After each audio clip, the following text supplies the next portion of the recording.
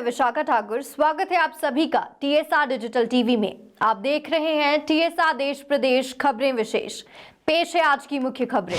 1026 kilometre लंबे Leh Delhi root पर 15 अप्रैल से दौड़ेगी निगम की बस। भाजपा विधायक अनिल शर्मा पर बरसे सीएम जयराम। कांगड़ा में क्रिकेट बैट से पीटकर की गई 15 साल के नाबालिग की हत्या। जम्मू कश्मीर में सुरक्षा बलों ने ढेर किया एक आतंकी। कोरोना के मामलों का हर दिन टूट रहा रिकॉर्ड। यूपी से अब सीधे मिलेगी कुल्लू, मनाली और मंडी जाने के लिए बसें। तिरुपति बालाजी की तर्ज पर जम्मू में भी बनेगा मंदिर। जम्मू कश्मीर में विकास कार्यों के लिए 50% बजट हुआ जारी। अब खबरें विस्तार से। देश के सबसे लंबे 1026 किलोमीटर लेह दिल्ली रूट पर हिमाचल पथ परिवहन निगम यानी एचआरटीसी का केलांग डिपो 15 अप्रैल से बस संचालन की तैयारी कर रहा है। सीमा सड़क संगठन ने इस बार सड़क के 2 माह पहले यातायात के लिए बहाल कर दिया है। इस बार कम बर्फबारी के चलते संगठन के जवानों को सड़कों की तरफ बर्फ हटाने में परेशानी नहीं हुई। ये जरूर है कि उस ओर से सड़क की बहाली में जवानों को अत्यधिक ठंड और बर्फीली हवाओं से जूझना पड़ा है। अटल टनल रोहतांग बनने से सीमा सड़क संगठन को बड़ी राहत मिली है। टनल बनने से इस रूट की लंबाई 46 किलोमीटर कम हुई है। अब बस से 36 की जगह 32 घंटे लगते हैं। टनल बनने से अब 1350 फीट ऊंचे रोहतांग दर्रे से बर्फ हटाने की समस्या भी खत्म हो गई है। हिमाचल प्रदेश के सीएम जयराम ठाकुर का कहना है कि मंडी की नगर निगम विधायक की कमी को पूरा करेगी। ये बात उन्होंने नगर निगम मंडी के चुनाव प्रचार के दौरान बाड़ी में आयोजित सभा में कही। बता दें कि बाड़ी क्षेत्र हाल ही में नगर निगम में शामिल हुआ है और सदर से विधायक अनिल शर्मा का घर भी यहीं पर है। अनिल शर्मा के घर से मात्र 500 मीटर आगे ये चुनावी सभा थी, जिसमें सीएम जयराम ठाकुर अनिल शर्मा पर जमकर बरसे।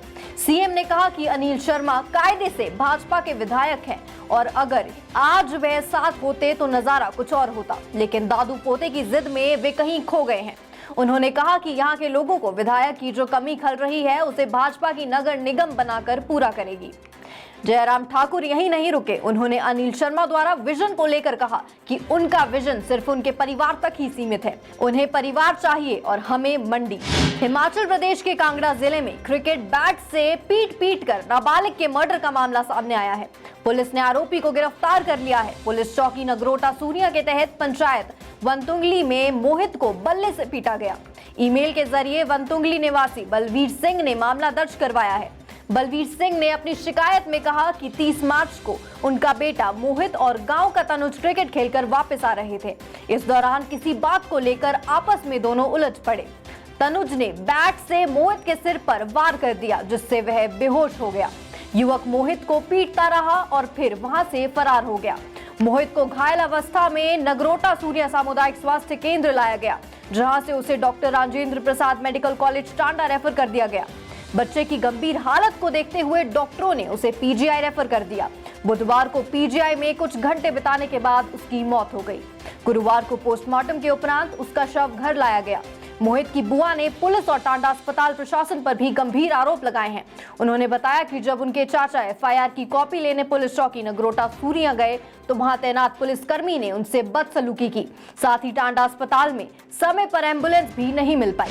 जम्मू कश्मीर में पुलवामा के काकापोरा में सुरक्षा बलों का आतंकियों से एनकाउंटर जारी है। इस एनकाउंटर में एक आतंकी को ढेर कर दिया गया है। कश्मीर जोन पुलिस ने आज सुबह ट्वीट करके एनकाउंटर की जानकारी दी। काकापुरा इलाके में 1 से 2 आतंकियों के छिपे होने का शक है। बताया जा रहा है कि सुरक्षा बलों ने आतंकियों को चारों ओर से घेर लिया है।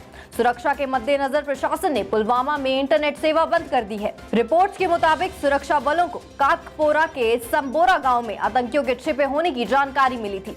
इसके बाद जब सुरक्षा बलों ने इलाके में सर्च ऑपरेशन चलाया तो आतंकियों ने गोलीबारी शुरू कर दी। जवाब में सुरक्षा बलों ने भी जवाबी फायरिंग की है।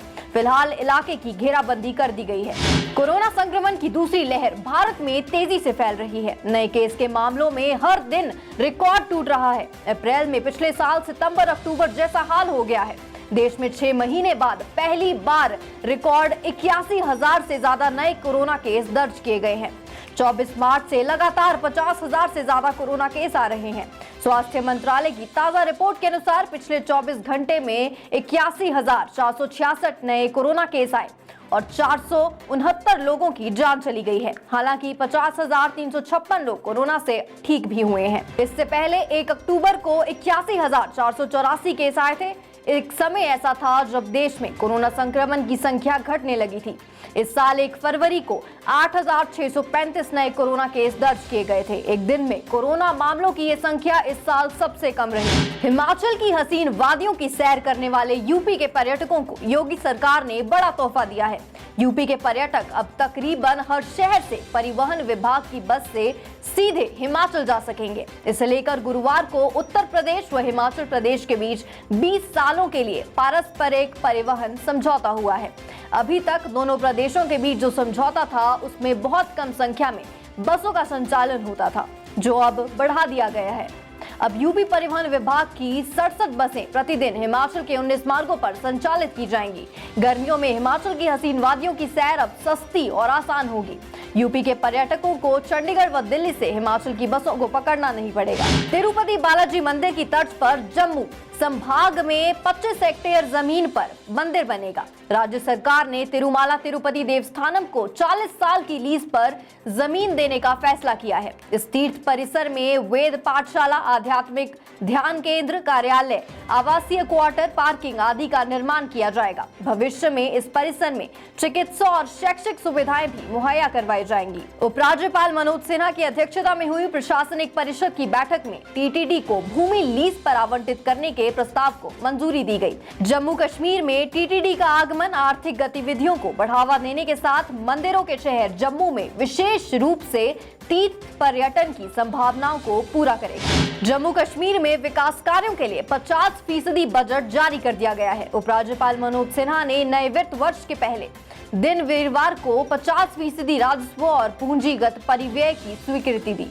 इसके साथ ही मई तक विकास कार्यों से जुड़ी निविदा को पूरी करने की हिदायत दी है, ताकि मौसम के कारण कार्यों में किसी प्रकार की बाधा न आए। राजस्व और पूंजी घटक के समय पर जारी करने से केंद्र शासित प्रदेश जम्मू कश्मीर में विकास की गति तेज होने की उम्मीद है।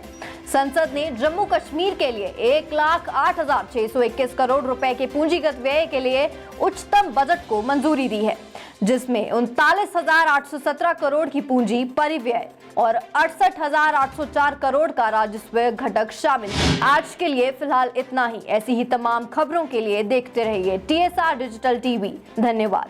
TSR की कोई भी अपडेट मिस ना करें, हमारे फेसबुक पेज को आज ही लाइक और फॉलो करें। TSR digital TV, opinion to impact.